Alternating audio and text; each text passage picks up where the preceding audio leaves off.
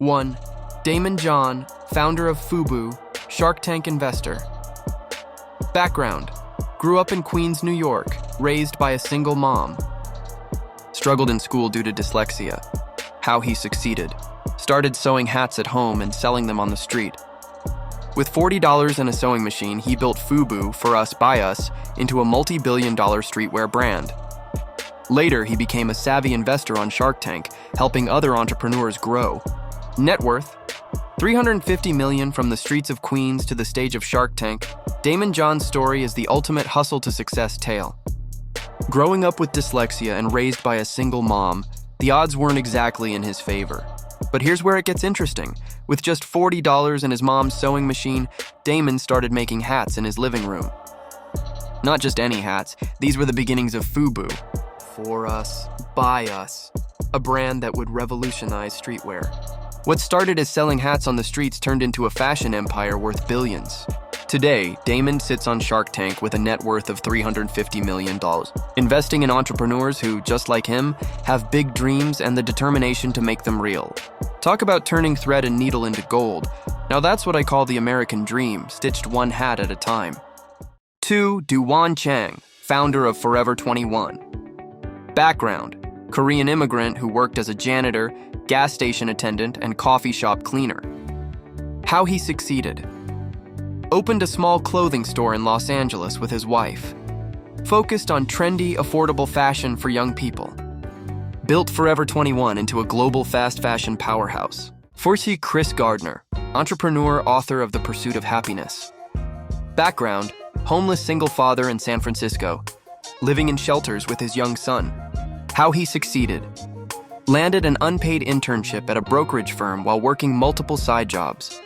Despite sleeping in public restrooms and shelters, he studied hard, passed the Series 7 exam, and later founded his own firm, Gardner Rich & Co.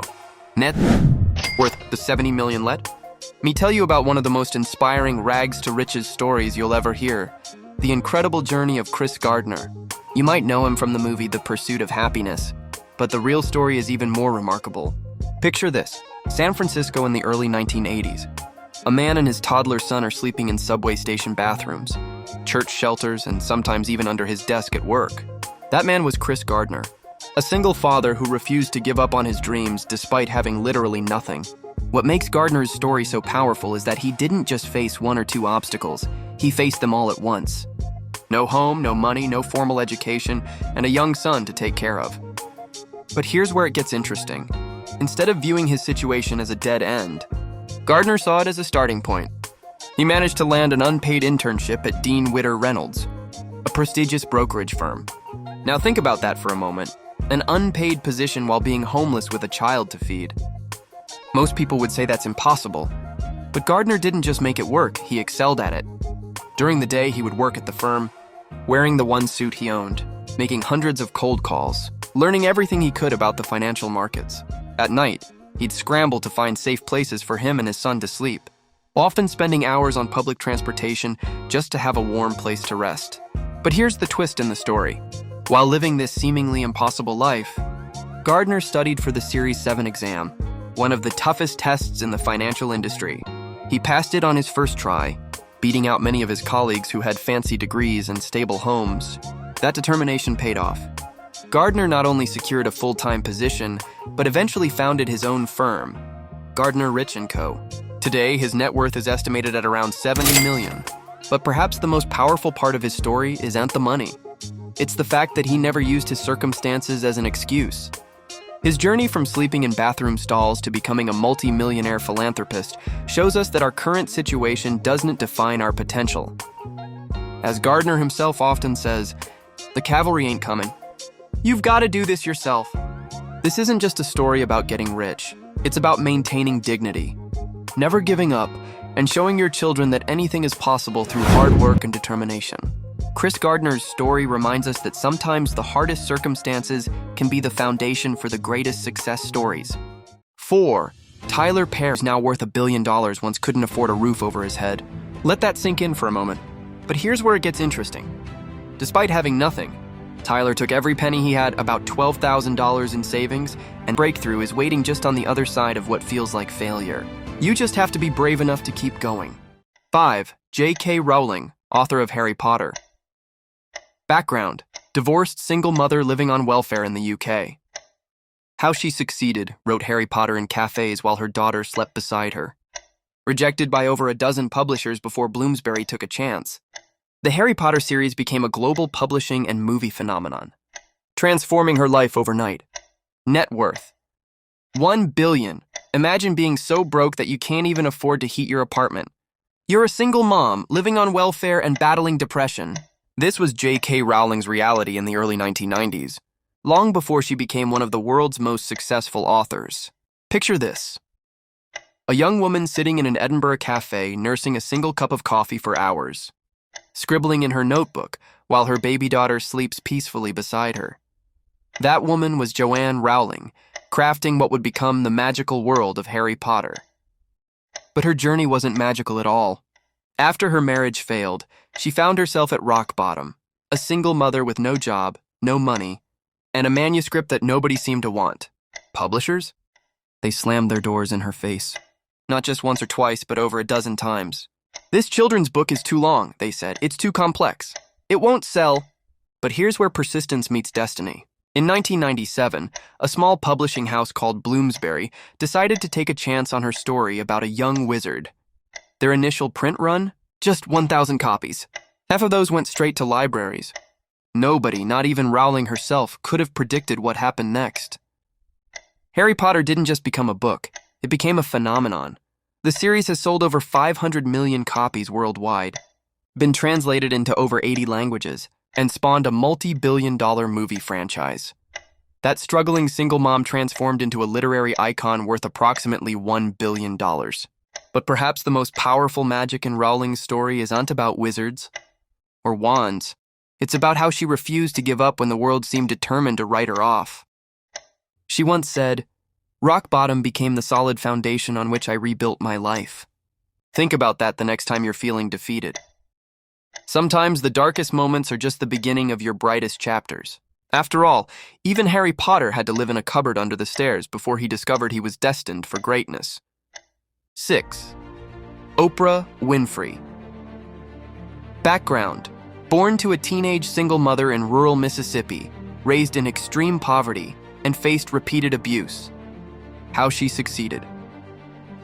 Oprah started in local radio and worked her way up to a TV anchor. Her emotional intelligence and authenticity stood out. She launched The Oprah Winfrey Show, became a media powerhouse, and later created her own network, OWN. Her ability to connect with audiences made her a billion-dollar brand. Net worth: $2.8 billion. From the depths of poverty to the heights of media stardom, Oprah Winfrey. Story isn't just inspiring, it's a testament to the power of resilience and authenticity. Picture this: a little girl born in rural Mississippi, where the odds were stacked against her from day one. Her mother was just a teenager herself, struggling to make ends meet. Growing up in extreme poverty, Oprah faced challenges that would break most spirits. She endured abuse, hardship, and the kind of childhood that could have easily become an excuse rather than a launching pad. But here's where Oprah's story takes its first remarkable turn. Instead of letting her circumstances define her, she chose to define herself. She started small, really small, working at a local radio station. You know what made her different? It wasn't just her voice, it was her ability to use that voice to touch people's hearts.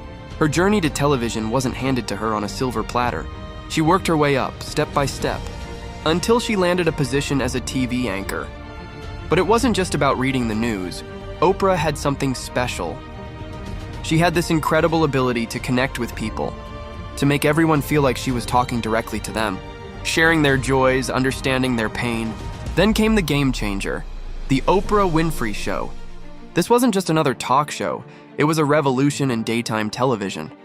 Why? Because Oprah brought something that had been missing from TV: raw authenticity. She wasn't afraid to be vulnerable, to share her own struggles, to cry with her guests, to laugh from her belly. She made it okay for others to be real too. But she didn't stop there. Oprah kept pushing boundaries. She built an entire media empire, launching her own network, OWN. Think about that for a second, from a local radio host to owning her own television network. Today, her net worth stands at around $2.8 billion. But you know what's most impressive? It's not the money, it's how she earned it, by staying true to herself and helping others find their truth. Oprah's story teaches us something profound. Your beginnings don't have to be your endings. Your circumstances might shape you, but they don't have to define you. And perhaps most importantly, success does not mean leaving your authentic self behind. It means embracing it fully and using it to lift others up along the way. That's the real Oprah effect, turning pain into power and using that power to make a difference in the world. Now that's what I call a true American success story. Enjoying the video, correct? Make sure to hit that subscribe button, turn on the notification bell. Please leave your feedback, hit like, share the content. 7. Howard Schultz, Starbucks CEO. Background: grew up in Brooklyn's housing projects. His father was a truck driver with no health insurance. How he succeeded. Schultz worked odd jobs and became the first in his family to graduate college. He discovered a small Seattle coffee chain called Starbucks, bought it, and turned it into a global lifestyle brand. He innovated how coffee shops function, focusing on customer experience and employee benefits. Net worth: $4.5 billion. Growing up in the housing projects of Brooklyn, young Howard Schultz knew what it meant to struggle. His father drove trucks for a living, working hard but barely making ends meet, with no health insurance to protect the family. But Howard's story wasn't destined to end there. Like many kids from working-class families, Howard juggled odd jobs to help support his family, but he had a burning desire for something more. He pushed himself through college, becoming the first in his family to earn a degree.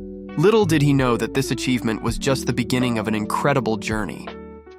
Then came the moment that would change everything. While working in sales for a housewares company, Howard visited a small coffee chain in Seattle called Starbucks. It wasn't the massive empire we know today, just a handful of stores selling coffee beans. But Howard saw something special there. He saw more than just coffee. He saw an opportunity to create an experience. Here's where Howard's genius really shined. He didn't just want to sell coffee. He wanted to create what he called a third place. Somewhere between home and work where people could connect, relax, and feel valued. He took inspiration from Italian coffee culture, where cafes were gathering places, not just quick stops for caffeine. But what truly set Howard apart was his commitment to his employees. Remember that father without health insurance? That memory stayed with him. When he took over Starbucks, he made the revolutionary decision to offer comprehensive benefits to all employees, including part-timers, something almost unheard of in the food service industry. Under his leadership, Starbucks transformed from a local Seattle coffee chain into a global phenomenon with thousands of stores worldwide. That poor kid from Brooklyn? He built a personal net worth of around $4.5 billion. But more importantly, he created a company culture that prioritized both customer experience and employee welfare. Howard Schultz's story reminds us that success isn't just about making money. It's about seeing possibilities where others do not, and having the courage to pursue them while staying true to your values. 8. Ralph Lauren, fashion designer. Background: grew up in the Bronx, son of poor Jewish immigrants, worked as a tie salesman. How he succeeded: started designing neckties from scratch and convinced Bloomingdale's to sell them. Eventually founded Polo Ralph Lauren, a brand that captured American luxury. Built an empire in clothing, fragrances, and home goods. Net worth: $7 billion. Imagine walking through the bustling streets of the Bronx in the 1950s. Among the crowd, there's a young man, the son of Jewish immigrants, who would later become one of fashion's most iconic figures. This is the story of Ralph Lauren, but back then, he was just Ralph Lifshitz, dreaming bigger than his humble surroundings. Growing up, Ralph watched his parents struggle to make ends meet. The glamorous world of fashion seemed a universe away from his working-class neighborhood. But something inside him knew he was destined for more. While his friends were playing stickball in the streets, young Ralph was sketching designs and studying the way people dressed. His first job, a tie salesman. But Ralph wasn't content just selling other people's designs. He saw something missing in the market, ties that were bold, wide, and eye-catching at a time when narrow ties were the norm.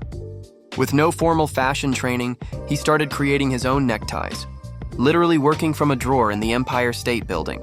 Here's where it gets interesting. Ralph took his designs to Bloomingdale's, one of New York's most prestigious department stores. They liked his ties but wanted him to make them narrower and remove his label.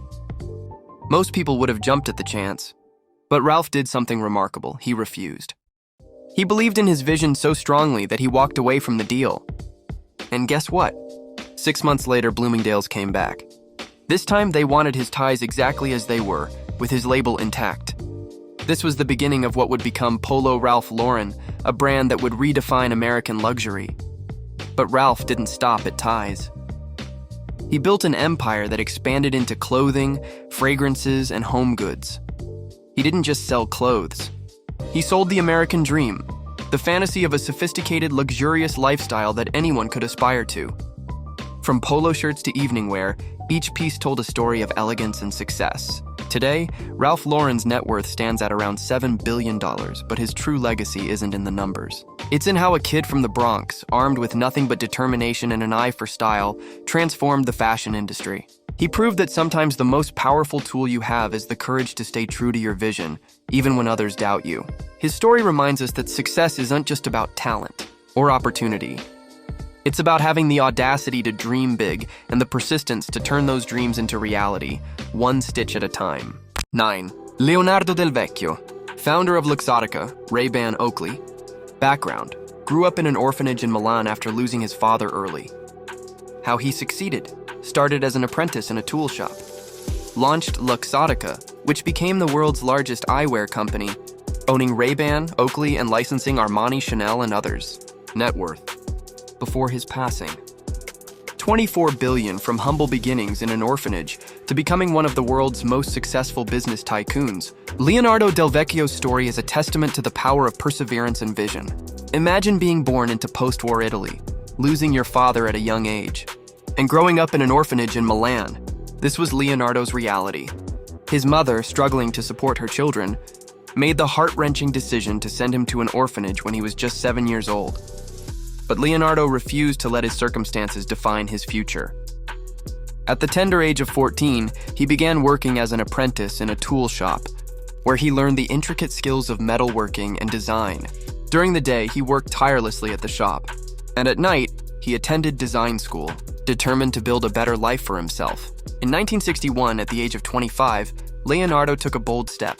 He moved to Agordo, a small town in northern Italy, and started Luxottica. The company began by making parts for eyeglass frames. But Leonardo had bigger dreams. He wanted to create complete eyewear products, controlling every aspect of production to ensure the highest quality. What happened next was nothing short of extraordinary. Under his leadership, Luxottica grew to become the world's largest eyewear company. If you've ever worn Ray-Bans or Oakleys, you've experienced Leonardo's legacy firsthand. His company didn't stop there. It secured licensing deals with luxury fashion houses like Armani and Chanel, revolutionizing how we think about eyewear as both a necessity and a fashion statement. By the time of his passing in 2022, Leonardo had amassed a fortune of approximately $24 billion. But more impressive than the wealth he accumulated was the empire he built from nothing, transforming from an orphan with limited prospects to a visionary who changed an entire industry. Leonardo Del Vecchio's story reminds us that our beginnings don't determine our endings. With determination, hard work, and an unwavering vision, we can overcome any obstacle life throws our way. 10. Andrew Carnegie, industrialist, philanthropist. Background: immigrated from Scotland to the US in poverty, worked in factories at age 13. How he succeeded: took jobs as a messenger and telegraph operator, invested wisely, and founded Carnegie Steel, becoming one of the wealthiest men in history. Later gave away most of his wealth to build libraries and schools. Net worth, adjusted for inflation,